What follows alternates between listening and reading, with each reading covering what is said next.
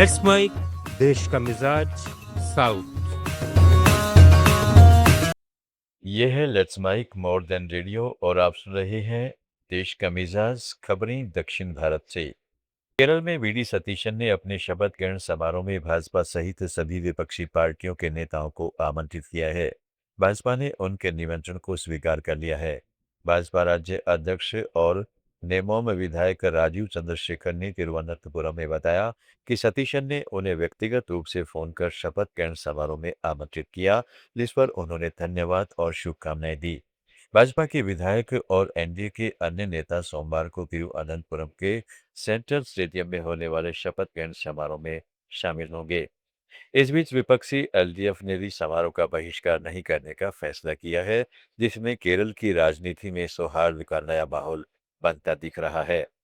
उधर पुडुचेरी में नई सरकार गठन की तैयारियों के बीच अन्ना डीएमके के वरिष्ठ विधायक ए अम्बलगन को 16वीं विधानसभा का प्रोटेम स्पीकर नियुक्त किया गया है। उपुलम निर्वाचन क्षेत्र से 5 बार विधायक चुने जा चुके अम्बलगन को लेफ्टिनेंट गवर्नर के कैलाश नाथ ने यह जिम्मेदारी सौंपी है। सोमवार को होने वाले शपथ ग्रहण समारोह में वे पहले खुद शपथ लेंगे और फिर नवनिर्वाचित विधायकों को शपथ दिलाई जाएगी। यह नियुक्ति एनडीए गठबंधन के सहयोगी अन्ना डीएमके को महत्वपूर्ण भूमिका निभाने का संकेत है। निर्वाचन आयोग ने तमिलनाडु विधानसभा चुनाव में विदेशी नागरिकों के वोट डाले जाने के आरोप की जांच के आदेश दे दिए हैं। चुनाव आयोग ने राज्य के कम से कम 2 शहरों और 5 जिलों के रिटर्निंग अधिकारियों से रिपोर्ट मांगी है कि एसआईआर के बावजूद श्रीलंका, ब्रिटेन और कनाडा समेत विभिन्न देशों के करीब 25 विदेशी नागरिक कैसे वोट डालने में सफल हुए। इन विदेशियों को गिरफ्तार या पूछताछ के लिए हिरासत में लिया गया है।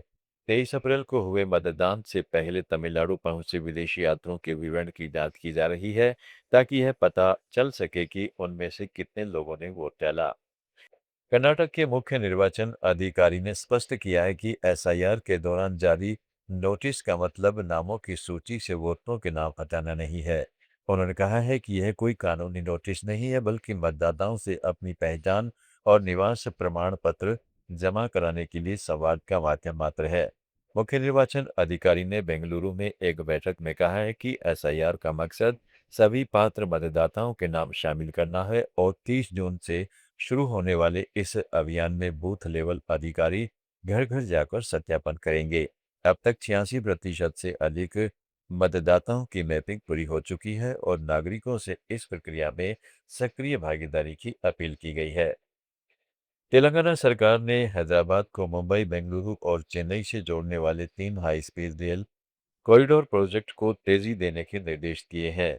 मुख्य सचिव के रामकृष्ण राव ने हैदराबाद में हुई समीक्षा बैठक में अधिकारियों को भूमि अधिग्रहण, कनेक्टिविटी और जरूरी सुविधाओं का काम जल्द पूरा करने को कहा है।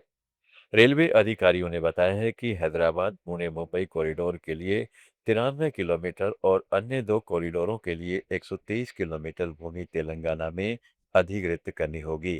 साथ ही कोकापेट और शमशाबाद में रेल डिपो बनाने के लिए जमीन उपलब्ध कराने की अपील की गई है। चेन्नई के एक भक्त ने तिरुमाला तिरुपति देवस्थानम को एक इलेक्ट्रिक बस दान कर दी है। वर्धमान जैन ने बस की चाबी टीटीडी के अतिरिक्त कार्यकारी अधिकारी चेन्ना वेंकैया चौधरी को सौंपी। बस का तीर्थयात्रियों को मुफ्त में ले जाने के लिए इस्तेमाल किया जाएगा। दानकर्ता ने श्री वेंकटेश्वर मंदिर के सामने बस की विशेष पूजा भी की। दुनिया के सबसे धनी हिंदू मंदिर टीटीडी की यह बस अब श्रद्धालुओं की सेवा में काम करेगी। तमिलनाडु के सरकारी परिवहन निगमों पर डीजल की कीमत बढ़ने का बड़ा असर पड़ा है।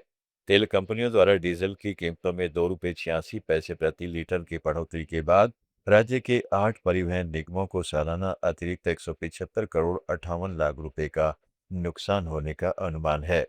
राज्य में 19,000 बसें रोजाना 16,82,000 लीटर डीजल का इस्तेमाल करती हैं, जिस पर 5,200 करोड़ रुपए खर्च होते हैं।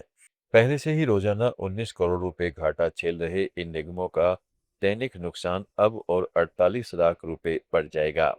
यह तमिलनाडु, कर्नाटक, केरलम, आंध्र प्रदेश, तेलंगाना, पुडुचेरी और अंडमान निकोबार की ताज़ा खबरों के इस बुलेटिन को रोजाना सुनने के लिए डाउनलोड करें लेट्स माइक ऐप। जुड़े रहिए लेट्स माइक के साथ।